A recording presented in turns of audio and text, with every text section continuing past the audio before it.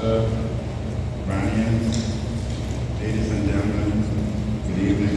Good evening. I want to thank you for the invitation to be with you here today under the theme, how civic organizations can assist in times of crisis. Lessons learned from the COVID-19 pandemic. Because I respect that Kiwanas is a nonpartisan organization, I will refrain from commending on or responding to questions which may be of political nature.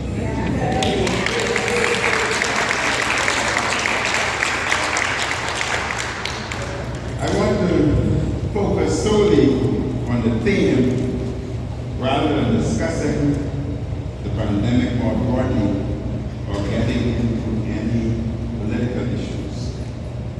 Today I want to focus on the spotlight solely on those who worked together to promote the general good during the worst public health crisis in our lifetime. In this spirit, I wish to celebrate the many citizens, civic groups, civil society, faith communities, businesses, and others who work in collaboration with public authorities and the medical profession to save lives, to reduce the suffering, to feed tens of thousands, and to take care of their fellow citizens in numerous ways. The response by so many of you demonstrated the best of the human and the human spirit, compassion, courage, fortitude, generosity of spirit, ingenuity, and other values and virtues. As the then Prime Minister, I was enormously grateful for the support, prayers, and encouragement of so many people. My respect, admiration, and gratitude has only grown over time for the many who came forward during the time of crisis when the lives of so many were at risk. I am particularly grateful that Dr. Merceman Regis agreed to serve as a special advisor during the pandemic. She is a leading expert in pandemic response and vaccination. Her assistance was vital. We owe her and her team an enormous debt of gratitude.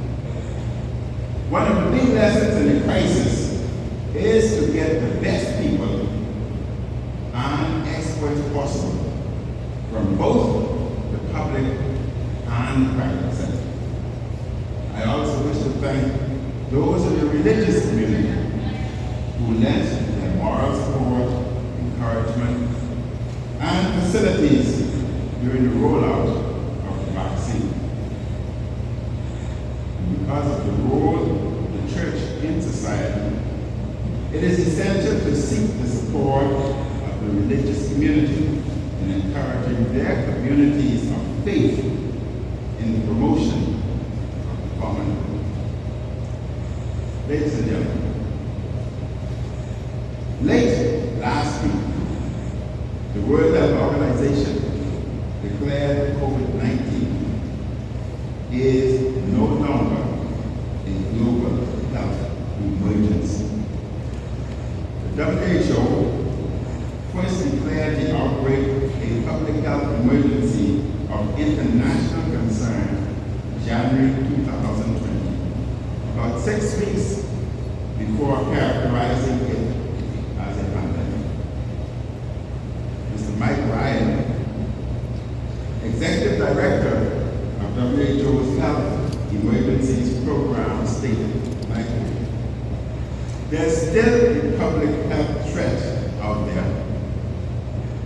And we all see that every day in terms of the evolution of this virus, in terms of its global presence, its continuing evolution, and continuing vulnerability in our communities.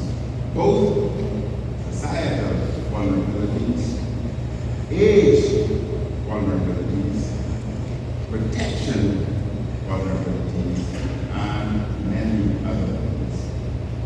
WHO Director General Dr. Tedros stated, COVID-19 has left and continues to leave deep scars on our world. Those scars must serve as a permanent reminder of the potential for new viruses to emerge and devastating consequences. One of the greatest tragedies of COVID-19 is that it didn't have to be that way. We have the tools and technologies to prepare for pandemic better, detect them earlier, respond to them faster, and communicate their impact. But globally, a lack of coordination, lack of equity, and lack of solidarity meant that those tools were not used as effectively as they could have been.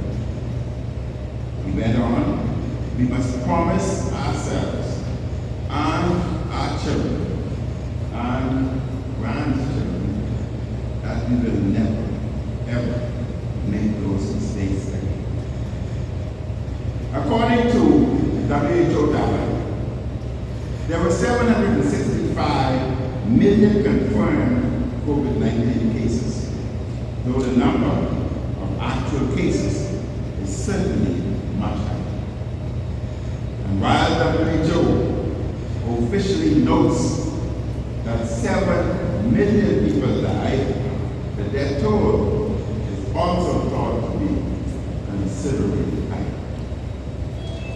Further, according to international reports, several thousand people continue to die every week because of this virus.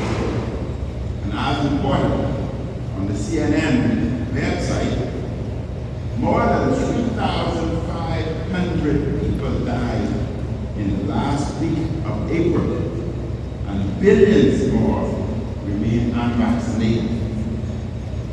So, your theme tonight of the role of civic organizations in times of crisis is especially relevant given the great twin national crisis the Bahamas experienced within months of each other. Civil society was called on to play an essential role after Hurricane Dorian, one of the worst such monster storms ever in the Atlantic. Devastated Abaco Keys and Grand Bahama in September of 2019. But within months, we were faced with a global pandemic, the likes of which the world has not experienced for a long time. And because we are unique here in France, we are a far-flung archipelago. Our challenges in responding to Dorian and COVID-19 were made even greater. This is especially so with family islands having limited facilities and less developed infrastructure, medical supplies, and personnel. There was much that was not known about this virus. How dangerous was it? What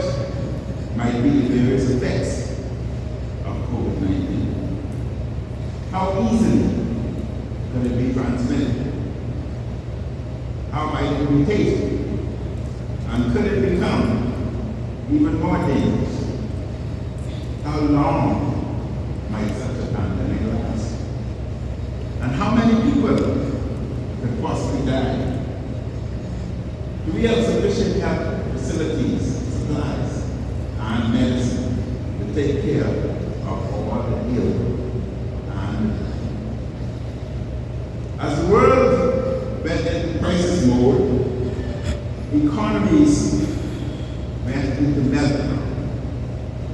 Global travel grounded to a halt. Supply chains of many goods were disrupted, including food and other vital goods. Government revenues collapsed. Lockdowns became a tool of vital response, especially as there were no vaccines to protect against the virus, especially older citizens and those with compromised immune system. Even when vaccines became available in developed countries, countries like the Bahamas could not obtain vaccines for months upon months. On top of a public health crisis, we now have an economic crisis, a social crisis in terms of feeding thousands of people, and an education crisis in terms of getting school children enrolled in online education as quickly as possible. A society is a network of mutual needs and responsibilities. And in times of crisis, no individual or community is an island unto itself. This is literally the case in an archipelago. Moreover, government alone cannot respond to a crisis or multiple crises without civil society and others. There are two case studies in compassion, in generosity, and ingenuity I wish to note. When vaccines became available, the country had to undertake and as efficiently and quickly as possible the largest vaccination program in the human history. This became a challenge. Manpower and mobilization across the archipelago. The COVID-19 Consultative Committee played an extraordinary and vital role in getting as many people vaccinated as quickly as possible. The committee, which included individuals from both the public and private sector, proved to be an excellent case study in collaboration with efficiency. I again thank all of those who served on the committee. Rotary and other community groups stepped up to the plate and did an amazing job.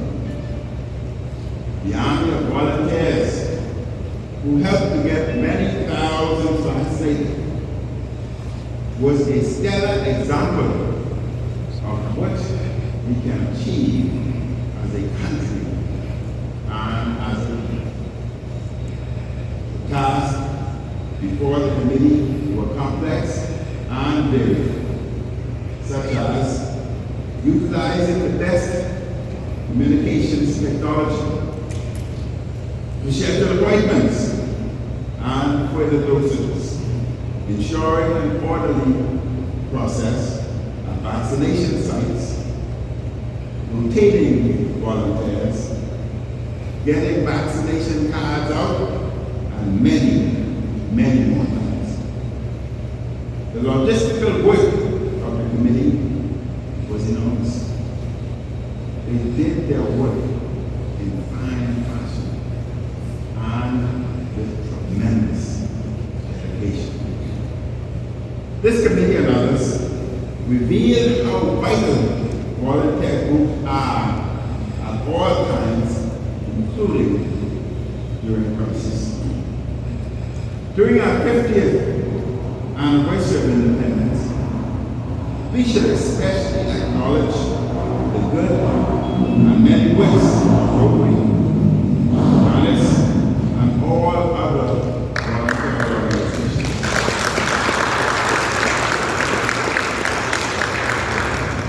The second case study involves the great work of the social or non-profit sector of the National Food Distribution Task Force. I again thank Susan Alaresto Larson and the task force for their tremendous work. As noted in the Tribune article, nearly 100,000 behemoths would eventually need sustained food aid across our archipelago. At the height of the public health crisis, 57,000 households registered for food aid. In the spring of 2020, a massive public-private partnership, the National Food Distribution Task Force, was constituted in response to the greatest socio-economic and food crisis in our nation's history. It would turn out to be a $54 million intervention, and likely will be remembered as the largest and most successful social aid program in our nation's history. Critically, many migrants in need were also provided with food. The task force proved an extraordinary partnership network, and during 2020, it included the Bahamas Feeding Network, the Grand Bahama Food Assistance Committee, Hands for Hunger, Idea Relief, Lend a Hand Bahamas, One Mutual Foundation, and the Bahamas Red Cross. An army of volunteers supplied the dedication and energy required to make the program an extraordinary success. The vaccine committee likely helped to save scores of lives. The food task force sustained tens of thousands of lives.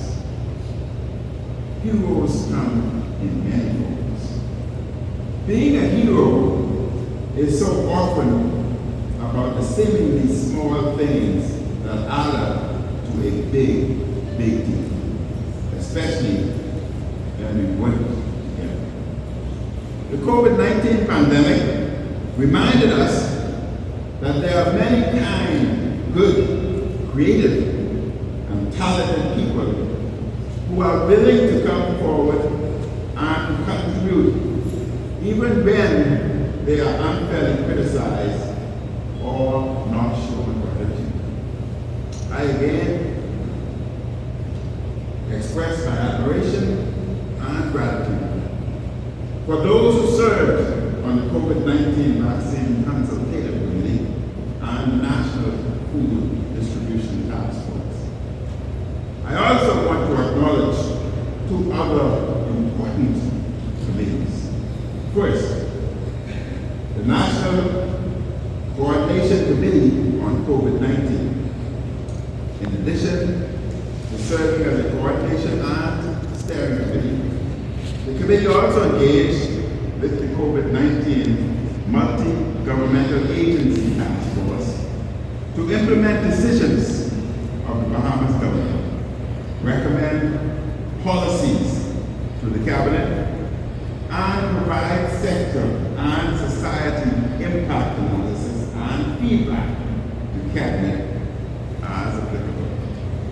The committee had a number of members from civil society and gave numerous recommendations on a range of matters. The input of the group was essential in the creation of policies, guidelines, and measures to protect lives and to offer advice on economic measures. I also appointed the Economic Recovery Committee, a public-private group that was tasked with making recommendations to the Cabinet on the long-term economic recovery of the Bahamas economy, including job creation and stimulating small business recovery and development in response. The committee did some excellent and made a number of proposals that were put into effect. There are other recommendations that should still be considered and implemented. Ladies and gentlemen, COVID-19 demonstrated the vital need for teamwork and for creativity and openness in getting the best people possible to assist in times of crisis. It also demonstrated the need to apply the best technologies and methods to the issue at hand. It was also vital that we communicated various messages to the public across many platforms. A lady who has a comorbidity said to me last year that she was hesitant about getting vaccinated, but she eventually did because a dear friend had convinced her to do so, and because of the many and sustained public messages.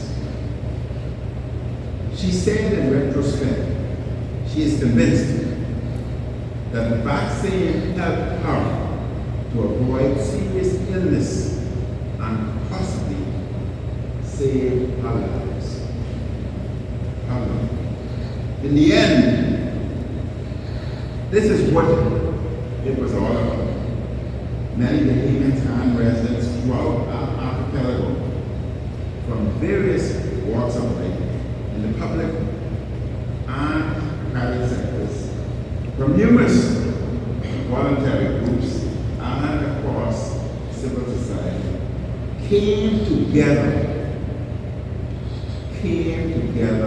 and saved lives and livelihoods. Let us celebrate the good work that was done by so many to help so many others. At our 50th anniversary of independence, let us stop a moment or two and acknowledge the best of the Bahamian spirit. I want to thank you again for the invitation tonight.